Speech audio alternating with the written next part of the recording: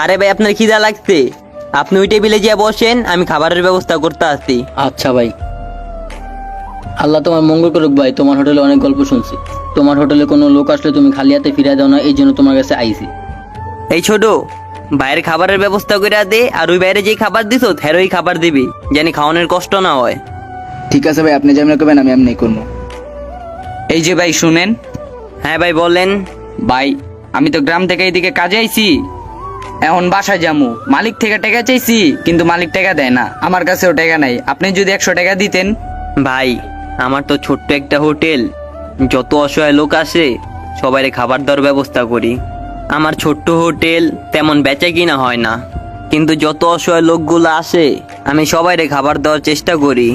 আমার কাছে তো তেমন টাকা পয়সা নাইকা, বেচা কিনাও নাই। তুমি যদি চাও বসো, তোমার আমি খাবার দেওয়ার ব্যবস্থা করতে পারি। আচ্ছা ভাই, সমস্যা নাই। এই যে ভাই, আপনি টেবিলে যা বসেন। আপনার গাইবার টাকা না চিন্তা করেন না, আমার তো 100 টাকা আছে, আমি আপনার দিব। আপনি ওই টেবিলে যা বসেন, আগে খাবার দাবার খান। আমার টাকা লাগবো না, আমি আপনার দিয়ে দিব। সত্যি ভাই আপনি টাকা দিবেন? আল্লাহ আপনার মঙ্গল করুক।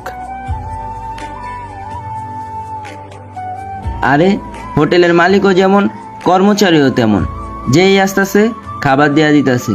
ছোট্ট একটা পোলা, তাও 100 টাকা দান করলো। এটি আমি কি দেখতাছি? নিজের চোখ দিয়ে দেখতাছি তো, আমার তো বিশ্বাস হইতাছে না।